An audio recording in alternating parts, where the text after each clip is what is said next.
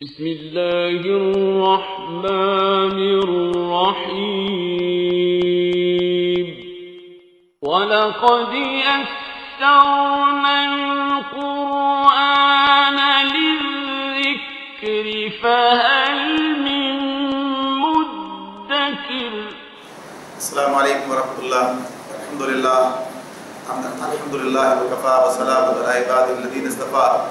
اما بعد فاعوذ باللہ من الشیطان الرجیم، بسم اللہ الرحمن الرحیم۔ ان اللہ یدافع عن الذین آمنوا ان اللہ لا یحب کل خوان کفور۔ سورہ حج کی آیت نمبر 38۔ یقیناً اللہ مدافعت کرتا ہے ان لوگوں کی طرف سے جو ایمان لائے ہیں، یقیناً اللہ کسی خائن کافر نعمت کو پسند نہیں کرتا۔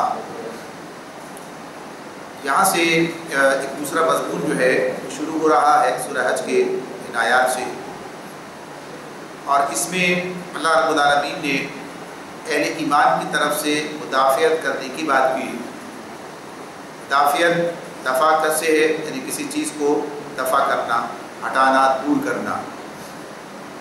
جب مدافعت کی بات ہوتی ہے تو یہ اس سے اضافی بات ہو جاتی ہے، یعنی کوئی طاقت ہے جس کے مقابلے میں مدافعت کرنی ہے، کوئی قوت ہے، کوئی مخالفت ہے کہ جس کے معاملے میں، جس کے مقابلے میں کوئی دشمنی ہے، کوئی دشمن ہے، دشمن طاقت ہے، تو اس سے مدافعت کی بات ہے۔ تو یہاں اللہ رب العالمین نے یہ بات یہاں پر ارشاد فرمائی ہے کہ اللہ رب العالمین مدافعت کرتا ہے اہل ایمان کی طرف سے، اور اس کی بنیادی بتائی کہ اللہ کسی خائن کافر نعمت کو پسند نہیں کرتا، یعنی اللہ کے اہل ایمان کے مقابلے میں جو لوگ ہیں وہ خائن ہیں، کافر نعمت ہیں، اللہ تعالیٰ کی بندگی کرنے کے لیے تیار نہیں ہیں، لہذا اللہ ان کے مقابلے میں اہل ایمان کو جو ایمان لا کر ایمان کے تقاضے پورے کر رہے ہیں ان کی مدافعت کرتا ہے ان لوگوں کے مقابلے میں۔ یہاں سے جو مضمون شروع ہو رہا ہے وہ مضمون اہل ایمان کو قتال کی اجازت دینے کے حوالے سے ہے۔ اہل ایمان کا جو کشمکش کا سلسلہ مکے میں جاری تھا، اس کی نوعیت مختلف تھی کہ وہاں اہل ایمان کو ان کے ایمان سے ہٹانے کے لیے بھرپور کوششیں کی گئیں، ان کے لیے زندگی کو وہاں دشوار بنا دیا گیا، اور بالآخر انہیں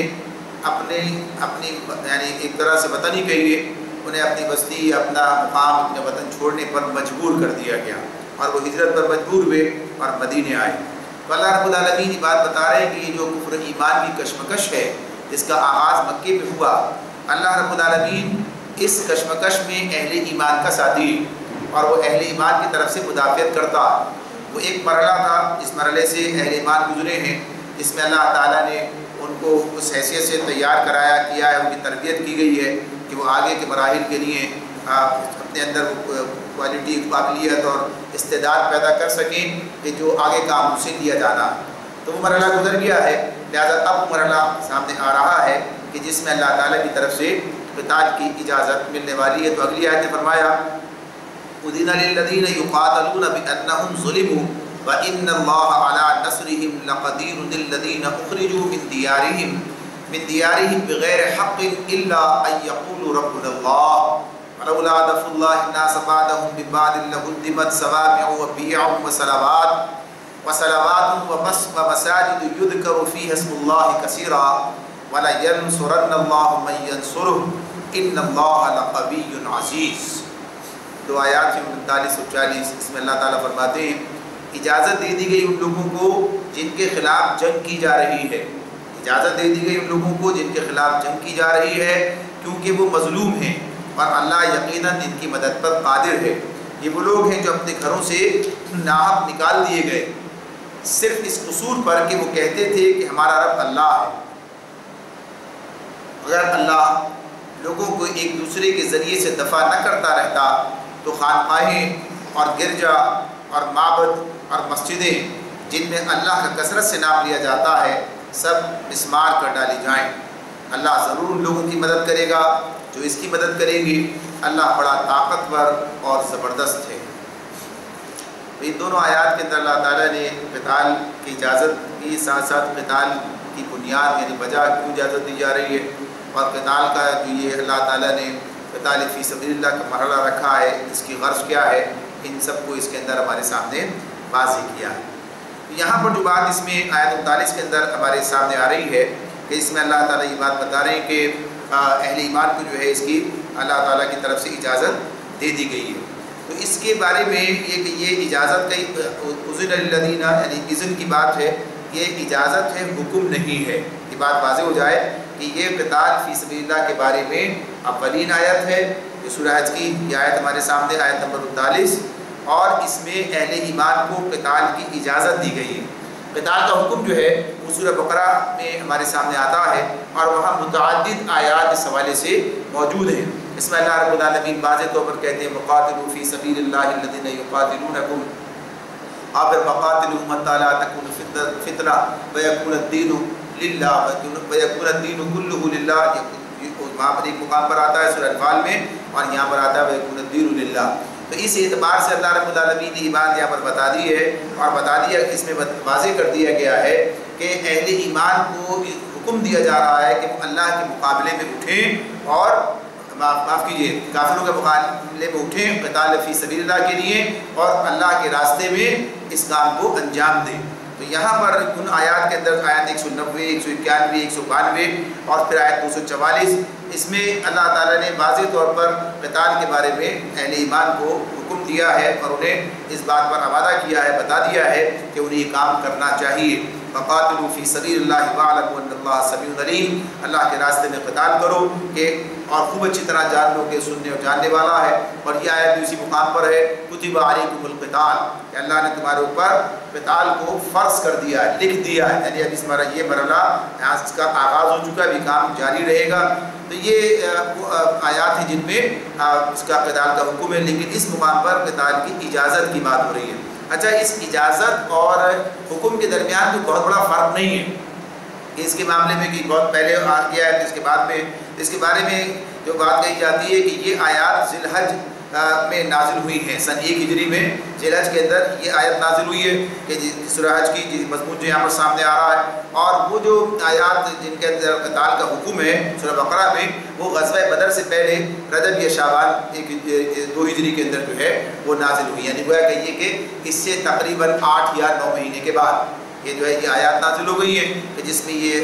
क़िताल का हुक्म दे दिया गया। तो अल्लाह रब्बुल आलमीन ने यहाँ जो बात बताई कि बुनियादी तौर पर इजाज़त दी गई उन लोगों को जिनके खिलाफ जंग की जा रही है। यानी इजाज़त किसके, जिनके खिलाफ जंग की जा रही है। अच्छा, जंग कहाँ की जा रही है? अगर इसको हम देखें इस एतबार से तो बात हमारे सामने रहनी चाहिए कि अल्लाह ताला किस चीज़ को जंग से ताबीर कर रहे हैं। अल्लाह ताला जंग से ताबीर कर रहे हैं उन लोगों के इस एतबार से कि जो कुछ उनके साथ अब तक होता हुआ यानी किया जा रहा है ये जंग के मुतरादिफ है। यानी जो कुछ उनके साथ जुल्म किया गया है ये जंग के मुतरादिफ है। ये तो अलग बात है कि अहले ईमान को अभी जंग करने की इजाज़त नहीं मिली है, अभी क़िताल का मरहला उनके लिए नहीं आया है, लिहाजा उन्हें हाथ रोके रखने का हुक्म दिया है। कफ़्फ़ू ऐदियकुम हम पढ़कर आए हैं, से इसको कहाँ पर सूरह निसा के अंदर कुफ़्फ़ू ऐदियकुम के अपने हाथ जो है रोके रखो। तो ये कुफ़्फ़ू ऐदियकुम की बात रही, अब ये जो है मरहला दूसरा आ गया सामने। तो लेकिन इनकी तरफ से गोया कहिए कि ये जंग की कैफियत जो है मौजूद है। तो अल्लाह ताला उस मक्के के अंदर जो सूरत हाल है उसे भी इसी कैफियत से ताबीर कर रहे हैं कि इनके खिलाफ जंग की जा रही है, ऐसे इक़दाम किए जा रहे हैं, ऐसे हालात इनके लिए पैदा कर दिए गए। और अब उसके साथ साथ फिर ये बात बता दी गई कि जिनके खिलाफ जंग की जा रही है क्योंकि वो मज़लूम है। अल्लाह ताला ने इजाज़त देने के वाले से बात बता दी कि वो मज़लूम है, लिहाजा मज़लूम को जुल्म के दफ़ा करने की इजाज़त अल्लाह ताला की तरफ से दी गई है। और उस मुकाम पर भी हमने सूरह बकरा का जो जिक्र हुआ तो वहाँ पर भी अल्लाह रब्बुल आलमीन ने ये बात बता दी है कि यहाँ इनके साथ जो लोग तुमसे लड़ते हैं उनके साथ तुम भी लड़ो। यानी इस एतबार से, और जहाँ से उन्होंने तुम्हें निकाला वहाँ से तुम भी उन्हें निकालो। वक़्तुलूहुम हैसु सक़फ़्तमूहुम वअख़रिजूहुम मिन हैसु अख़रजूकुम, ये बात अल्लाह ताला ने वाज़ेह की है। तो यहाँ पर ये मरहला क़िताल का जो अल्लाह ताला ने इस मुकाम पर रखा है ये इस्लाम का एक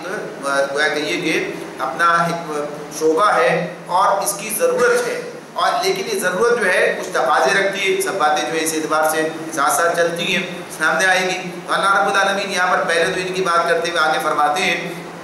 अल्लज़ीना उख़रिजू मिन दियारिहिम, پہلے کہا اللہ یقیناً ان کی مدد پر قادر ہے، وَإِنَّ اللَّهَ عَلَىٰ نَصْرِهِمْ لَقَدِيرٌ، یعنی اللہ ان کی مدد پر موجود ہے۔ اب یہ خود ہی اس کے معاملے میں یعنی اس مرحلے کو اللہ تعالیٰ سامنے لے کر آئے کہ اب یہ مرحلہ قتال کا مرحلہ آ گیا ہے سامنے،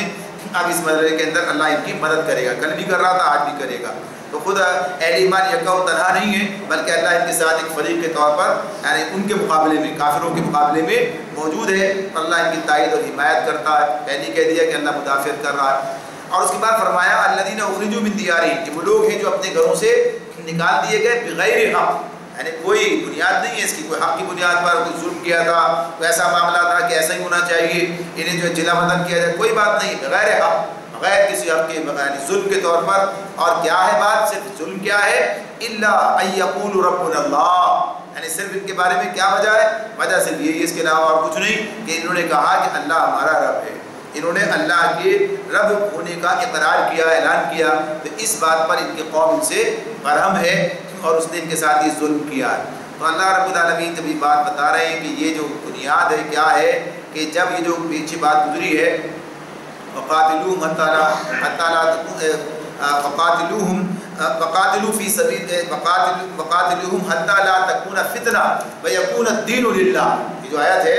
اس میں کہا کہ ان سے قتال کرو یہاں تک کہ فتنہ ختم ہو جائے اور دین اللہ کے لیے ہو جائے۔ یا فتنہ جو ختم ہونے کی بات ہے، دین اللہ کے لیے ہو جائے تو دین کے غلبے کی بات ہے وہ تو، لیکن جو کہا فتنہ ختم ہو جائے، فتنے سے مراد کیا ہے، یعنی لوگوں کو اس بنیاد پر آزمائش میں ڈالنا، ان پر ظلم و ستم کرنا کہ انہیں ان کی مرضی کا دین اختیار کرنے سے روکا جائے، یعنی جنہوں نے اسلام قبول کیا تھا مکے میں رہتے ہوئے، ان کا جرم صرف یہ تھا، اس پر ان کے ساتھ زیادتیاں کی جا رہی تھیں، انہوں نے کسی اور کو کوئی نقصان نہیں پہنچایا، کسی کا کوئی معاملہ اس کے ان کے خلاف ایسی دانش نہیں ہے، کوئی ایسا ان کے اوپر دعویٰ نہیں ہے، صرف یہی ہے کہ انہوں نے اللہ کو اپنا رب قرار دیا۔ تو اس سے فتنہ جو ہے اسے ختم کرنے کے لیے اللہ رب العالمین نے قتال کی بات کی یہاں پر۔ تو اب یہ آگے فرماتے ہیں کہ یہ جو سلسلہ جاری ہے اللہ تعالیٰ کا، کہ جو ایک گروہ کو دوسرے گروہ سے ٹکرا کر جو ہے حالات کو اپنے یعنی ایک خاص حد تک لے کر جاتا ہے، اس کو جو ہے امن قائم رکھنے کے لیے، کہ وَلَوْلَا دَفْعُ اللَّهِ النَّاسَ بَعْضَهُم بِبَعْضٍ، اگر اللہ لوگوں کے ایک دوسرے کے ذریعے سے دفع نہ کرتا رہے۔ اچھا اب یہاں پر جو بات ہو رہی ہے وہ اس اعتبار سے، ایک تو بات یہ قتال کی ہے، قتال کے اندر تو اہل ایمان ہوتے ہیں اور اہل ایمان ایک طرف ہوتے ہیں، دوسری طرف جو کافر ہوتے ہیں، ان کا معاملہ ہے۔ تو بنیادی طور پر تو قتال ہی کی بات ہے، قتال فی سبیل اللہ جو ہے وہ امن قائم کرنے کے لیے ہوتا ہے، وہ عدل قائم کرنے کے لیے ہوتا ہے، وہ فتنے کے خاتمے کے لیے ہوتا ہے، وہ نیکی کے فروغ کے لیے ہوتا ہے، وہ بدی کو محدود کرنے یا ختم کرنے کے لیے ہوتا ہے، یعنی یہ اس کی بنیاد ان پر ہوتا ہے۔ لیکن ایک ہی ساتھ اس کے ساتھ یہ بات بھی اپنی جگہ پر ہے کہ اللہ تعالیٰ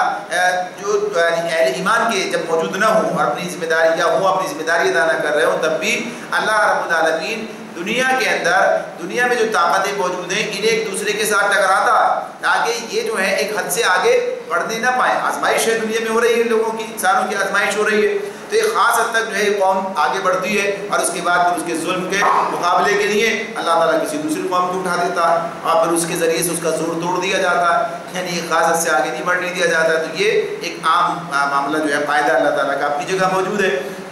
لیکن جب اہل ایمان موجود ہوتے ہیں اور اپنی ذمہ داری کو قتال فی سبیل اللہ کے ادا کرتے ہیں تو پھر وہ ظالم کے ظلم کو اس کی بنیاد پر ختم کرتے ہیں اور پھر اس کے مقابلے میں عدل کا نظام قائم کرتے ہیں، اسلام کا نظام قائم کرتے ہیں اور فتنے کا خاتمہ کرتے ہیں، یعنی یہاں سے خیر ہی خیر جو ہے وہ پھوٹتی۔ وہ جو ذریعہ ہے اس کا معاملہ کیا ہے کہ دنیا کو ایک خاص حد تک رکھنے کے لیے، یعنی ظلم کو ایک خاص حد سے آگے نہیں بڑھنے دیا جائے گا تاکہ دنیا کا نظام جو ہے وہ جاری رہے، تو وہ ایک الگ بات ہے۔ تو یہاں اللہ رب العالمین یہ بات فرماتے ہیں کہ اگر اللہ لوگوں کے ایک دوسرے کے ذریعے سے دفاع نہ کرتا رہے تو نتیجہ کیا نکلے گا؟ خانقاہیں اور گرجا اور معبد اور مسجدیں، یعنی یہ جو اس کے اندر اللہ تعالیٰ نے الفاظ استعمال کیے ہیں، سمامی جو ہے یہ ریا اور صلوات کے الفاظ، سوما اس جگہ وہ کہتے ہیں جہاں راہب اور سنیاسی اور تاریخ دنیا فقیر جو ہے جنہوں نے اپنا ٹھکانہ بنایا ہوتا ہے، جیسے اس کے لیے خانقاہ کا لفظ جو ہے ہمارے پاس استعمال ہوتا ہے، یعنی جنہوں نے اپنا الگ بنا لیا ہے، اس لیے اس کا ترجمہ خانقاہ کیا گیا۔ گرجا جو ہے یہ عیسائیوں کا ہوتا ہے، یہ بھی ہمیں معلوم ہے کہ عیسائیوں کے لیے جو ہے یہ جو بیاہ کا لفظ استعمال ہوا ہے یہ اس کے لیے ہے، یعنی جو ان کی عیسائیوں کی عبادت کی جگہ ہے تو اسی کے لیے گرجا کا لفظ استعمال ہوا۔ اور صلوات جو ہے یہ یہودیوں کے عبادت کی جگہ، ان کی نماز پڑھنے کی جگہ جو ہے اس کو یہ لفظ استعمال ہوتا ہے اس کے لیے۔ ویسے اس کا لفظ صلوتا تھا جو اس بعد میں صلوات کے لفظ سے جو ہے تبدیل ہوا ہے۔ تو اللہ تعالیٰ نے ان تینوں کی بات کہے گا، پھر مساجد کی بات کی، چوتھی بات کہ مسجدیں، اب یہ سب کیا ہے؟ یذکر فیہا اسم اللہ کثیرا، جن میں اللہ کا کثرت سے نام لیا جاتا۔ اچھا یہ سارے کیا ہیں؟ یہ مراکز ہیں اللہ تعالیٰ کی عبادت کے۔ اب یہ الگ بات ہے کہ صحیح طریقے سے عبادت کہاں ہو رہی ہے، یعنی سب اپنی طور پر عبادت اللہ کی عبادت کرنے کی بات کر رہے ہوتے ہیں، یعنی گرجا کے اندر ہی جاتے ہیں تو کہتے تو اللہ کی عبادت ہی، یہ الگ بات ہے کہ اس عبادت کے اندر جو ہے وہ طریقہ اختیار نہیں کرتے جو اللہ نے بتایا یا شرک کرتے ہیں مزید، لیکن بہرحال اللہ کے نام سے منسوب کر کے یا عبادت کا جو بھی طریقہ انہوں نے اختیار کر رکھا ہے اسے کر رہے ہوتے ہیں۔ یعنی عام طور پر اس کا معاملہ جہاں بھی کسی بھی مذہب کے اندر عبادت کا جو تصور ہوتا ہے وہ اخلاقی ہوتا ہے، یعنی اس کے اندر جو اخلاقیات کی بات ہوتی ہے اور لوگوں کو اخلاقیات کی تعلیم جو ہے جس درجے میں بھی ہو وہ دی جا رہی ہوتی ہے، سارے معاملات وہاں پر موجود رہتے ہیں۔ اور اسی اعتبار سے اسلام نے بھی اس بات کی اجازت دے رکھی ہے کہ کوئی اپنی جیسی عبادت کرنا چاہتا ہے وہ کرتا رہے، اس پر تنقید کر کے اس کا غلط ہونا تو ثابت کرتا کہ یہ غلط ہے، یہ اس کا وہ تنقید کرتا ہے اور بتاتا ہے صحیح کیا ہے، یہ سارا کام کرتا ہے، لیکن کوئی نہیں مانتا، کرنے دیتا ہے۔ یعنی اس معاملے میں کوئی زبردستی نہیں ہے لوگوں کے، یہ جو عبادت خانے یہ مسمار نہیں کیا جائے گا، تو اللہ تعالیٰ یہ بتا رہے ہیں کہ یہاں جہاں اللہ کا کثرت سے نام لیا جاتا ہے، مساجد کی بات بھی اس میں شامل کی ہے، تو اگر یہ کھلی چھوٹ دے دی جائے دنیا میں، انسانوں کو کھلی چھوٹ دے دی جائے تو یہ سارے جو مراکز ہیں یہ سب کے سب مسمار کر ڈالے، یعنی ظلم اتنا آگے بڑھے، اتنا بڑھتا چلا جائے کہ یہ سارے جو مراکز ہیں مذہب کے اور اسی عبادت کے جو حوالے سے ہیں یہ ختم کر دیے جائیں۔ تو اس میں جو چیز آ رہی ہے سامنے وہ کیا ہے؟ اس بنیاد پر یعنی فتنہ ختم ہونے کی بات، فتنہ کے بارے میں جیسے عرض کیا کہ جو لوگ یعنی آزمائش میں ڈالا جائے اس بنیاد پر کہ کسی نے یہ راستہ کیوں اختیار کیا، یہ دین کیوں قبول کیا۔ اسلام خود جب اس بات کو پسند نہیں کرتا، یعنی جو حقیقت ہے، جو حق دین حق ہے اور اللہ رب العالمین کی جانب سے ہے، یعنی اللہ کا پیغام ہے، اللہ ہی خود اس کے یعنی اس کا جو ہے نازل کرنے والا، بھیجنے والا ہے، وہ جب اس معاملے میں کوئی زور زبردستی نہیں کرتا اور کہتا ہے لا اکراہ فی الدین، دین کے معاملے میں کوئی زور زبردستی نہیں ہے، تو کسی اور کو کیسے زور زبردستی کرنے کی اجازت دی جا سکتی ہے؟ جب اللہ تعالیٰ خود یہ بات کہتے ہیں کہ دین کے معاملے میں کوئی زور زبردستی نہیں ہے، یعنی یہاں کسی کو اس بنیاد پر سزا نہیں دی جائے گی، کسی کو اس بنیاد پر ستایا نہیں جائے گا، کسی کے ساتھ ظلم نہیں ہوگا کہ وہ اسلام قبول نہیں کرتا، اس بنیاد پر کسی کے ساتھ ظلم نہیں ہوگا، کوئی زیادتی نہیں ہوگی، بلکہ اگر وہ مسلمان کے ملک میں رہتے ہیں، ان کے رعایا ہیں تو ان کو تحفظ دیا جائے گا، یعنی سارے کام ان کے ساتھ میں ہوں گے، انہیں اس بات کی اجازت ہوگی کہ جو دین چاہے اختیار کریں، دین پیش کیا جائے گا ان کے سامنے، لیکن انہیں مجبور نہیں کیا جائے گا۔ جب اللہ تعالیٰ خود دین حق کے معاملے میں یہ بات رکھتے ہیں، یہ فیصلہ کرتے ہیں، تو کسی اور کو کیسے اس بات کی اجازت دی جائے گی؟ کسی اور کا کیا معاملہ ہو سکتا ہے؟ تو یہ گویا کہیے کہ جہاد فی سبیل اللہ یا قتال فی سبیل اللہ جو ہے یہ دنیا میں اس اعتبار سے امن کا داعی ہے، یعنی یہ فتنے کا خاتمہ کرتا ہے اور لوگوں پر سے لوگوں کے جبر کو ختم کرتا ہے، ہاں انہیں ایک حد کے اندر رکھنا چاہتا ہے، جیسے عرض کیا گیا پہلے کہ یہ جو ہے بنیادی طور پر یہ امن کے لیے ہے، یہ عدل کے لیے ہے، یہ نیکی کے فروغ کے لیے ہے، یہ بدی کے خاتمے کے لیے ہے، یہ لوگوں کو لوگوں کی غلامی سے آزاد کرانے کے لیے ہے، یہ اسلام کے نظام عدل کے قیام کے لیے، یہ سارے مقاصد ہیں اس کے، یعنی یہ تو پورا ایک موضوع ہے۔ اس کو اگر اس طرح دیکھا جائے کہ جہاد فی سبیل اللہ جو ہے یا قتال فی سبیل اللہ جس کا ایک حصہ ہے یہ کس مقصد کے لیے، تو یہاں واضح طور پر اللہ تعالیٰ بتا رہے ہیں ان سب کا نام لیا، ان سب کو اس کے اندر شامل کیا، ورنہ بات صرف اتنی ہوتی کہ یہ سب جو ہے اللہ کے دین کے در پہ آزار ہوں گے اور یہ مساجد جو ہے مسمار کر ڈالی جائیں گی۔ اللہ نے صرف مساجد کی بات نہیں کی بلکہ ان سب کو بھی ساتھ ساتھ شامل کر لیا۔ ایسا نہیں ہے کہ ان کی کوئی حیثیت ہے اللہ کے نزدیک اس اعتبار سے انہیں قائم رہنا چاہیے، بس صرف یہ چونکہ انسانوں کو جو آزادی اللہ نے دی ہے، انسانوں کو جو آزادی اللہ نے دی ہے آزمائش کے لیے ان کی، اس آزادی کو کوئی شخص سلب نہیں کر سکتا، کوئی اس کو جو ہے چھین نہیں سکتا، یعنی کہا دیا کہ آپ زبردستی نے ہدایت نہیں دیں گے، آپ زبردستی نے دین پر لے کر نہیں آئیں گے، تو یہ کسی کے لیے بھی اجازت نہیں کہ وہ اس کو سلب کرے۔ تو قتال فی سبیل اللہ جو ہے وہ اس طریقے سے اس کا ضامن بنتا ہے، وہ اس اعتبار سے اس کو جو ہے یہاں پر وہ امن قائم کرتا ہے، وہ لوگوں کو انسانی حقوق اس اعتبار سے دیتا ہے کہ وہ اپنی آزاد مرضی سے جو راستہ اختیار کرنا چاہتے ہیں کریں، لیکن ذاتی حیثیت میں گویا کہیے کہ وہ مسلط نہیں کریں گے اس کو، اپنے نظام کو، اپنے جو ان کے نظریات ہیں وہ پھر اللہ کے اس نظام کے تابع رہیں گے، لیکن ذاتی حیثیت میں ان کو اجازت ہوگی، اپنے مراکز بھی قائم کریں گے جیسے یہ عبادت گاہیں ان کی ہیں اس کے لیے۔ تو اس میں یہ بات واضح کی گئی، بغیر نام لیے، فتنے کا نام نہیں آیا یہاں پر، لیکن مقصد جو اس کے اندر وہی سامنے واضح ہوتا ہے کہ ان جگہوں کے بارے میں کہہ دیا۔ اور اس کے بعد پھر اللہ تعالیٰ یہ بات فرماتے ہیں وَلَا يَنْصُرَنَّ اللَّهُ مَن يَنْصُرُهُ، وَلَيَنْصُرَنَّ اللَّهُ مَن يَنْصُرُهُ، اللہ ضرور ان لوگوں کی مدد کرے گا جو اس کی مدد کریں گے، اللہ ضرور لوگوں کی مدد کرے گا جو اس کی مدد کریں گے۔ یہ مضمون بھی ہمارے سامنے کئی مقامات پر آتا ہے، اللہ تعالیٰ یہ بات کہتے ہیں، یہاں پر آ گیا سورہ محمد کے اندر آ جائے گا، پھر اس کے بعد ہمارے سامنے سورہ اس میں صف کے اندر آ جائے گا، ماں تو باقاعدہ حکم کے اعتبار سے آ جائے گا۔ سورہ مائدہ کے اندر بنی اسرائیل کے حوالے سے آ گیا ہے کہ عیسیٰ علیہ السلام نے کہا کہ کون ہے اللہ کے راستے میں میرا مددگار، من انصاری اللہ، یعنی یہ بات آ گئی۔ تو یہ واضح طور پر اس مقام پر یہ بات ہے، یہاں بھی آگے بھی آئے گی کہ اس سے مراد کیا ہے کہ جو اس دین حق کے قیام کے لیے، یعنی اس دین حق کے قیام کے لیے کہ جس میں یہی آزادیاں ساری جو بتائی گئی ہیں کہ لوگوں کے کو امن اور عدل اور اس طرح سے ان کو شخصی آزادی جو سب دی جا رہی ہے، کہ اس کے لیے جو کام کرتا ہے دین حق کے قیام کے لیے، دین حق کے فروغ کے لیے، دین حق کو دنیا کے سامنے پیش کرنے کے لیے، انہیں اس طرف بلانے کے لیے، اور اس میں جتنے مراحل آتے ہیں سامنے، دعوت کے مرحلے سے لے کر اور قتال کے مرحلے تک جتنے مراحل اس کے اندر سامنے آتے ہیں، ان سب میں جب اس مقصد کے لیے جب کام کیا جاتا تو یہ سب کیا ہے؟ انصار اللہ ہے۔ اللہ تعالیٰ انہیں اپنا مددگار قرار دیتا ہے، ان کی یہ قدر افزائی کرتا ہے، ان کو یہ منصب جو ہے عطا فرماتا ہے، ان کو اس لقب سے جو ہے اس سرفراز کرتا ہے کہ انہیں اللہ تعالیٰ کہتا ہے کہ یہ اللہ کے مددگار ہیں۔ تو اللہ تعالیٰ کیا فرماتے ہیں؟ پہلے کیا کہا ہے؟ وَلَيَنْصُرَنَّ اللَّهُ، لازمی یعنی لام جو تاکید کے لیے یہاں پر آ گیا، یہاں پر اور ضرور اللہ مدد کرے گا۔ کس کی مدد کرے گا؟ من ینصر، جو اس کی مدد کریں گے۔ اب یہاں یہ بات بھی کہی جا سکتی تھی کہ جو لوگ اس راستے میں جو قتال فی سبیل اللہ کریں گے، جنہیں اس کی اجازت دی جا رہی ہے، اللہ ان کی مدد کرے گا، لیکن اللہ تعالیٰ یہاں پر اس کو اس طرح اس پیرائے میں بیان کر رہا ہے کہ یہ کام کتنا قدر و منزلت رکھتا ہے، اس کا کیا مقام ہے اللہ کی نظر میں، کہ اللہ تعالیٰ انہیں اس طرح سے تعبیر کرتے، اس حوالے سے انہیں بیان کرتا ہے کہ من ینصر، کہ جو اس کی مدد کریں گے۔ اس اعتبار سے اس کی مدد کرنا، ویسے کون اس کی مدد کرے گا؟ تو آگے کیا کہا؟ اگلی جملے بتا دیا، ان اللہ لقوی عزیز، اللہ بڑا طاقتور اور زبردست ہے، قوی طاقتور ہے اور ایسا طاقتور جس پر کوئی عزیز، کوئی غالب نہیں آ سکتا، قوی عزیز، یعنی اللہ کی دونوں صفات جو ایک ساتھ میں یہاں بیان ہو رہی ہیں۔ تو اللہ کو کسی کی ضرورت تو نہیں ہے، اللہ کو یہ کسی کی بھائی اللہ تعالیٰ کی مدد کرے گا، اللہ کی مدد کی ضرورت ہے، ایسا نہیں ہے، بلکہ اللہ رب العالمین نے جو دنیا کا نظام بنایا ہے جس میں انسانوں کی آزمائش کی جا رہی ہے، تو اسی آزمائش کے ان مراحل کے اندر جو اس نے کام طریقہ کار طے کر رکھا ہے، تو جو اس کام پر لگ جاتا ہے تو اللہ اس کی یہ قدر افزائی کرتے ہیں، اللہ تعالیٰ اس کو یہ منصب جو ہے عطا فرما دیتے ہیں، تو یہ اس کی کرم فرمائی ہے، اس کی مہربانی ہے۔ وہ تو یہ کام بھی یعنی اللہ خود دیتے ہیں، پھر خود ہی کہتے ہیں کہ میرے راستے میں لگاؤ، اسے اپنے ذمہ قرض قرار دیتے ہیں، یعنی خود ہی دیتے ہیں، اسی کا دیا ہوا ہے جو کچھ انسانوں کے پاس ہے، اور پھر اسی کو اللہ تعالیٰ اس طرح بھی کہتے ہیں، تو یہ تو اس کی مہربانی فضل ہے اس کا، تو اس طریقے سے بات کرتے ہیں۔ تو یہاں بتا دیا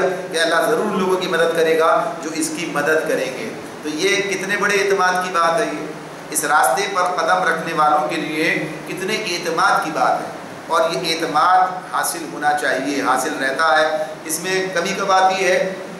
مصیبت آتی ہے کہ جب انسان اپنے کام میں کوتاہی کرتا ہے، جب انسان اپنے کام میں، اپنے عمل میں، اپنے کردار میں، اپنے معاملات میں کوتاہی کرتا ہے، اور گویا پھر اسے ڈر رہتا ہے کہ کہیں وہ اس کا مصداق جو ہے نہ بنے، یا گویا کہیے کہ اس مقام پر چلا جائے کہ اللہ کی مدد اس کے حصے میں نہ آئے۔ ورنہ جب وہ یہ کام کرے گا، اپنے مقام یعنی اس کام کے تقاضے پورے کرے گا، اس مقام تک پہنچے گا، تو اللہ تعالیٰ کا یہ وعدہ ہے، اور ان اللہ لا یخلف المیعاد، اللہ اپنے وعدے کے خلاف نہیں کرتا، خود بیان کرتا ہے قرآن میں۔ ہمارا تو عقیدہ ہے یہ، جو اس نے کہہ دیا ہوگا، تو اس نے یہ بات بتا دی ہے، شرط یہی ہے کہ آدمی جو کام اس نے بتا دیا جس طریقے سے جتنے اس کے بس میں اپنی بساط بھر اس کام کو کرتا چلا جائے، لگا رہے اس کام پر، تو ایک وقت ایسا آئے گا کہ اللہ کی مدد اس کے شامل حال ہوگی۔ اور یہ ایک وقت آئے گا سے مراد کون سی مدد؟ یہ نہیں ہے کہ وہ مدد جو نصرت اور غلبے کی صورت میں آئے گی، ورنہ اس کام پر قائم رہنا بھی اللہ کی مدد ہے، یعنی اس کی مدد کے ذریعے سے انسان جو ہے یہ مرحلے طے کرتا چلا جاتا ہے۔ پہلے دن سے اللہ کی مدد جو ہے اہل ایمان کے ساتھ ہوتی ہے کہ وہ اتنے بڑے بڑے مارکوں کے اندر، جو مکے کے اندر، مکے کا جو مارکا ہے وہ چھوٹا نہیں، اللہ تعالیٰ خود کہتے ہیں جنگ کی جائے، جنگی حالات تھے وہ، جو ظلم تھا، ستم تھا، اور پھر اس کے اندر ہاتھ ان کے رکھنے کا حکم بھی تھا، تو اس کے اندر جو قوت برداشت کی بات تھی، تو یہ سب بھی اللہ کی مدد کے بغیر ممکن نہیں تھا، اللہ کی مدد سے ہی یہ سارے کام ہو رہے تھے۔ اللہ رب العالمین یہ بات کہتے ہیں سورہ نحل کے آخری رکوع میں جو بات ہمارے سامنے آتی ہے، اس میں اللہ تعالیٰ نبی کرم صلی اللہ علیہ وسلم سے کہتے ہیں کہ صبر کرو، اور اللہ کی مدد کے بغیر صبر کرنا ممکن نہیں ہے۔ وما صبرک الا باللہ، وما صبرک الا باللہ، یعنی اللہ کی مدد سے ہی کام ہوتا ہے۔ پھر کرنے کا حکم دیتے، پھر کہتے ہیں اللہ کی مدد سے، جب آدمی اس راستے پہ چلتا تو پہلے دن سے اللہ کی مدد مجھے شامل حال رہتی ہے، لیکن جس شکل میں ہم اسے دیکھنا چاہتے ہیں، نصرت الہی، فتح، تو اس میں وہ وقت بھی آ جاتا ہے، وہ بھی ہوتا ہے۔ تو اللہ تعالیٰ نے فرما دیا کہ بے شک اللہ بڑا زبردست اور قوت والا اور سب پر غالب ہے، زبردست ہے۔ پھر اس کے بعد فرمایا الذین ان مکناہم، الذین ان مکناہم، 2 آیات بڑی، 3 آیات بڑی اہمیت کی حامل ہیں۔ اس طرف قتال کی اجازت دی ہے۔ اب قتال کی اجازت کا مطلب کیا ہے؟ یہ کس مقصد کے لیے؟ یعنی اب دین کو غالب کرنے کی بات جیسے آ گئی، یقول الدین للہ کی بات آ گئی، تو اب یہ جو دین کا قیام ہے اس کا مطلب کیا ہے؟ اس کا مطلب یہ ہے کہ اب اسلامی ریاست قائم ہو جائے گی۔ اب اسلامی ریاست قائم ہوگی، اس مقصد کے لیے کام کیا جا رہا ہے، تاکہ ظلم کا خاتمہ کیسے ہوگا؟ دعوت و تبلیغ کے ساتھ نہیں ہوگا۔ نبی کرم صلی اللہ علیہ وسلم کا ارشاد موجود ہے، آپ نے فرمایا کہ جن چیزوں کو اللہ تعالیٰ یعنی قرآن سے دفع نہیں کرتا، انہیں اس طاقت سے، ریاست کی طاقت سے جو ہے انہیں دفع کر دیتا، برائیوں کو ختم کرتا۔ تو بالآخر اس کی تکمیل اسی مقام پر جا کے ہوتی ہے۔ تو اللہ رب العالمین اس کے بعد ہی فرماتے ہیں الذین ان مکناہم فی الارض اقاموا الصلاۃ وآتوا الزکاۃ وامروا بالمعروف ونہوا عن المنکر ونہوا عن المنکر وللہ عاقبۃ الامور۔ یہ وہ لوگ ہیں، انہیں قتال کی اجازت دی گئی کہ جو مظلوم تھے ان کے ساتھ میں، یہ وہ لوگ ہیں جنہیں اگر ہم زمین میں اقتدار بخشیں گے تو وہ نماز قائم کریں گے، زکوٰۃ دیں گے، معروف کا حکم دیں گے اور منکر سے منع کریں گے۔ تمام معاملات کا انجام کار اللہ کے ہاتھ میں ہے۔ یعنی ان کی حکومت کس کام کے لیے ہوگی؟ انہیں اقتدار ملے گا تو یہ کیا کام کریں گے؟ بات اللہ تعالیٰ واضح کر رہے ہیں، بیان کر رہے ہیں۔ اہل ایمان کو جب اللہ تعالیٰ اقتدار عطا فرمائیں گے، ان کی جو ریاست ہوگی، اہل ایمان کی جو حکومت ہوگی، اس کا نام خلافت کہیے، اس کا نام جو بھی آپ کہیے، یعنی ہے تو خلافت ہی اس اعتبار سے، لیکن اللہ تعالیٰ فرماتے ہیں مکناہم، تمکن کیا؟ تمکن فی الارض کیا ہوتا ہے؟ زمین پر غلبہ، اقتدار جو ہے جب انہیں زمین پر عطا کر دیں گے، زمین پر اقتدار عطا کریں گے، ان کی حکومت جو ہے قائم ہوگی، تو نتیجہ کیا نکلے گا؟ نتیجہ یہ نکلے گا کہ پھر ان کی ساری سعی و جہد کیا ہوگی؟ یہ کیا کام کریں گے؟ کون سا نظام قائم کریں گے؟ یہ ذاتی ترقی کے میں اس کی فکر میں لگ جائیں گے، یہ اپنے جو محلے دمیلے بنانے اور اپنی ذاتی ترقی اور اس معاملے کے اندر اس کی طرف لگیں گے، یا یہ کہ دین جو تقاضے سامنے رکھتا ہے وہ کام کریں گے؟ اس معاملے میں چیز اللہ تعالیٰ واضح کر رہے ہیں۔ تو یہاں پر 4 چیزیں اللہ تعالیٰ نے بہت واضح طور پر ہمارے سامنے رکھ دی۔ اسلام کا نظام کیا ہے؟ یعنی نماز کا قیام اور زکوٰۃ کا قیام، زکوٰۃ کا نظام، زکوٰۃ جو ہے زکوٰۃ دیں گے تو زکوٰۃ دینے سے مراد کیا ہے؟ پھر یہاں پر صرف یہ بحیثیت مقتدر کے یعنی اقتدار انہیں حاصل ہو گیا ہے، تو اب یہ زکوٰۃ کا نظام قائم کریں گے، نماز کا نظام قائم کریں گے، معروف کا حکم دیں گے، یعنی آپ معروف کا جو نظام ہے، معروف کا حکم دینا کیا ہے؟ وہی امر بالمعروف اور نہی عن المنکر کا نظام جو ہے وہ قائم کیا جائے گا، یعنی معروف جو ہے ریاستی سطح پر، حکومتی سطح پر جو ہے اب اس کو قائم کیا جائے گا، اور برائیوں کا جو ہے اس سے روکا جائے گا، پھر ان کو جو ہے اس طرح سے محدود کرنا اور ختم کرنا، یعنی یہ ان کی ریاستی طاقت جو ہے وہ اس کام میں استعمال ہوگی، اس کام میں استعمال ہوگی۔ تو یہ بڑے بنیادی جو کام اللہ تعالیٰ عنوان ہیں وہ اس مقام پر سامنے رکھ دیے ہیں، بڑے عنوان جو ہیں کہ اس کے تحت وہ ریاست اپنا کام انجام دے گی، وہ حکومت جو ہے مقتدر جو ہوں گے جنہیں اللہ اقتدار دے گا زمین میں، وہ ان امور پر کام کریں گے۔ اور ان امور پر کام کرنے کا مطلب کیا ہوگا؟ ان امور پر جب کام کیا جائے گا تو پھر اسلامی ریاست اپنے ان اصل حدود کو، اپنے اصل جو اس کے مقاصد ہیں ان پر کام کر سکے گی، اگر وہ ان 4 ہی کو اپنا ہدف بنا لے۔ لیکن جہاں پر یہ 4 کام نہ کیے جائیں، یعنی 4 کام اس طرح سے نہ کیے جائیں، تو پھر اس کو اسلامی ریاست کیسے کہا جائے؟ لیکن اس معاملے میں یہ بات اپنی جگہ پر واضح رہتی ہے کہ یہ جو چیزیں اللہ رب العالمین نے ہمارے سامنے رکھ دی ہیں کہ یہ کام اس طریقے سے ہوگا، اس طریقے سے کام انجام دیا جائے گا، تو اب یہ کسی درجے پہ یہ بات اس طرح تو ہے جب یہ اسی کی بنیاد پر غالباً یہ مشورہ دیا گیا ہوگا ضیاء الحق صاحب کو، جب انہوں نے زکوٰۃ آرڈیننس، صلاۃ آرڈیننس اور حدود آرڈیننس جو ہے اس کا اجرا کیا تھا، اور اس میں سے وہ زکوٰۃ کا نظام جو ابھی تک اس طرح سے چلا آتا ہے کہ بینکوں کے ذریعے سے زکوٰۃ کاٹی جاتی ہے اور ایک شعبہ ہے اور کچھ کام کیا جاتا ہے، لیکن یہ اس کی اصل شکلیں تو نہیں ہے، یعنی اصل کا اس طرح کی کیفیت تو نہیں ہے، بات اس طرح نہیں ہے۔ اور پھر اسی میں یہ بات بھی ہے کہ اس کو اس پہلو سے بھی دیکھنا ہوگا، اس پہلو سے بھی اس کا جائزہ لینا ہوگا کہ اللہ تعالیٰ کہتے ہیں الذین ان مکناہم فی الارض، جنہیں ہم زمین میں اقتدار بخشیں گے، زمین میں اقتدار بخشنے کی بات جو ہے کس اعتبار سے کس حیثیت سے یعنی اس بنیاد پر اس کام کے اہل ایمان کے حوالے سے بات ہو رہی ہے کہ جو جن کے قتال فی سبیل اللہ کا مقصد ہی یہ ہے یا زمین میں اقتدار حاصل کرنے کی جو جد و جہد وہ کریں گے تو اگر وہ اس کے بغیر بھی ہو جیسے یوسف علیہ السلام کو اللہ تعالیٰ نے راستہ ان کے لیے بنایا اور وہ بات سامنے آتی ہے تو فرض ہے کہ ان کا مقصد یہ ہوگا وہ اسلام ہی کے لیے کام کرنے کے لیے اٹھیں گے وہ اسلام کے لیے تو اس کے 4 بنیادی ماخذ جو ہے وہ اس بنیاد پر ہوں گے اس کے لیے ظاہر سی بات ہے کہ یہ کوئی ایک کام نہیں ہے کہ ایک کام کر دیا جائے مساجد تو قائم ہے مساجد کے اندر